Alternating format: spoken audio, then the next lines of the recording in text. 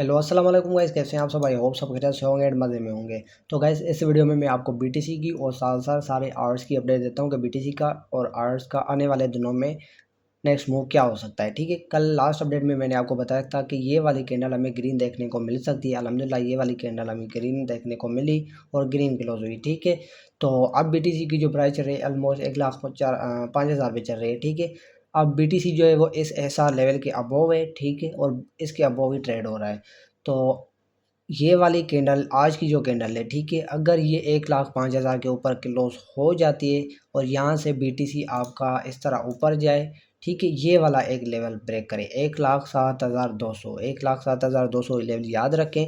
अगर ये level break कर देता है तो बीटीसी इंशाल्लाह आपको न्यू ऑल टाइम हाई की तरफ जाता हुआ नज़र आएगा। ठीक है, अगर ये यहाँ से रिजेक्शन ले लेता है, ठीक है, और आपकी दूसरी तरफ जो ये न्यूज़ चल रही है, ठीक है, ईरान और इसराइल की वार चल रही, ठीक है, एक तो आपको ये बता दिया कि ये लेवल आपका ब्रेक करे इंशाल्लाह फिर आपका BTC knew all time high की तरफ जाएगा। ठीक है, अब ईरान इसराइल की अगर वार हो जाती है, सबसे पहले तो आपको एक चीज़ बताऊं, ट्रम्प को चाहिए जी आपका रेड कार्ड्स। ठीक है, रेड कार्ड्स क्यों चाहिए? क्योंकि इस महीने में इसको करवानी है रीफाइनेंसिंग। ठीक है, $2 ट्रिलियन की। अगर रीफाइनेंसिंग करवाने के लिए इसको रेड कार्ड्स चाहिए ताकि उसके कम से कम रेड कार्ड्स में जो है वो रीफाइनेंसिंग हो जाए। अगर रेड कार्ड्स नहीं होते, ठीक है, तो इसको जी चाहिए क्वांटिटेटिव ईजिंग। अब क्वांटिटेटिव ईजिंग मतलब मनी प्रिंटिंग। मनी प्रिंटिंग करने के लिए इसको चाहिए स्टॉक्स में एक डंप। ठीक है, ताकि इसको रीज़न चाहिए मनी प्रिंट स्टार्ट करने के लिए। ठीक है, अब स्टॉक्स में डंप करवाने के लिए भी चाहिए इसको एक रीज़न चाहिए। आपको एक पहले भी बताया हुआ है, ठीक है, मार्केट में डंप लाने के लिए इनको चाहिए होता है रीज़न। अब ये वार एक रीज़न है स्टॉक्स और मार्केट को डंप करवाने के लिए। ठीक हो गया, ये समझ आ गई। ठीक है, तो सबसे पहले तो आपकी ये एक और चीज़ बता दूँ। ठीक है, फेड इंटरेस्ट रेट्स। ठीक है, अब ये जो फेड के जो 99.6% वोट्स ये आए कि इंटरेस्ट रेट्स जो है वो कट्स नहीं होंगे। ठीक है, मतलब रेट्स पास होने की बात हो रही है। 4 डेज पड़े हुए हैं। ठीक है, अभी मीटिंग में 18 डेट की आपकी मीटिंग है। इंटरेस्ट रेट्स आपके नहीं होंगे तो हो सकता है आपका एक मार्केट में डंप लाजमी आए। ठीक है, क्वांटिटी ईजिंग स्टार्ट करने के लिए। ठीक है, अब उसकी बात करते हैं कि वर्स्ट से वर्स्ट केस में भी बीटीसी आपका कहाँ तक डंप होगा।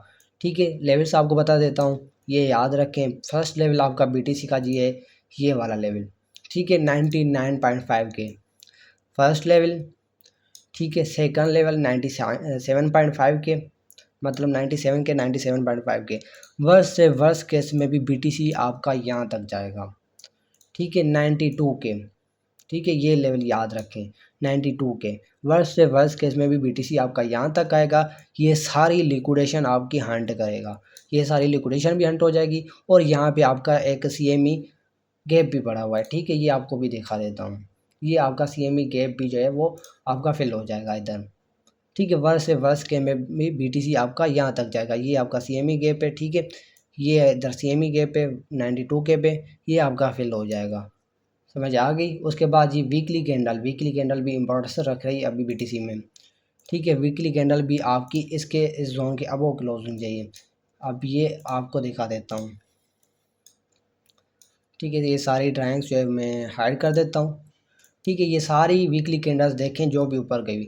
अब ये लेवल देखें एक। ठीक है, 1,05,000 सारी कैंडल्स जो भी ये डंप हुई है ना, ये जो भी डंप हुई है, ठीक है, मगर इन्होंने क्लोजिंग 1,05,000 के ऊपर दी है।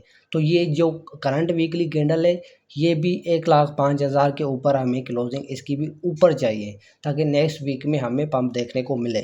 ठीक हो गया, वीकली कैंडल भी आपकी इंपॉर्टेंस रख रही, तो इसको भी नज़र में रखें और डेली कैंडल को भी नज़र में रखें।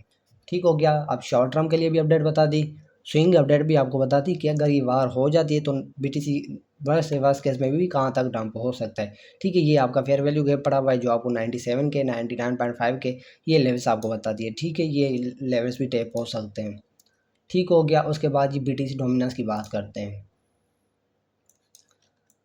ठीक है, ये आपका बीटीसी डोमिनेंस का चार्ट है।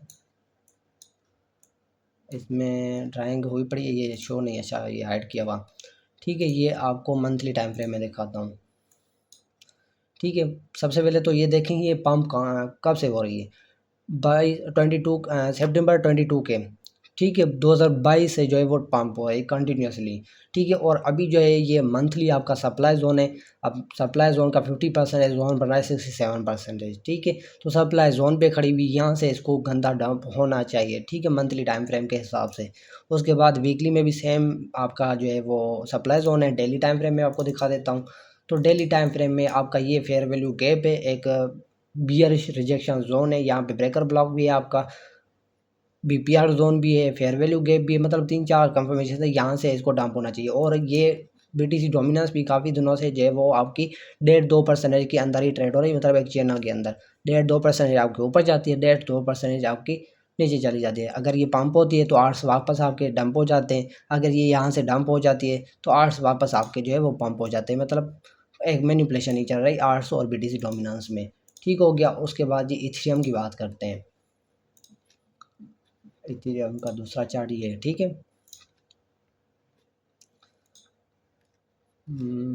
ये वाला जो उठाते हैं। ठीक हो गया, ये आपका इथेरियम। अब इथेरियम का आप लोगों को पहले भी बताया हुआ है। ठीक है, इथेरियम जो है वो एक ट्रेंड में है। ठीक है, ये base rally base rally base. ठीक है, तो यहाँ से इसको रैली कंटिन्यू करनी चाहिए थी, मगर यहाँ पे आपकी जो है स्ट्रॉन्ग रेजिस्टेंस है। ठीक है, ये इसको ब्रेक करना लाजमी है।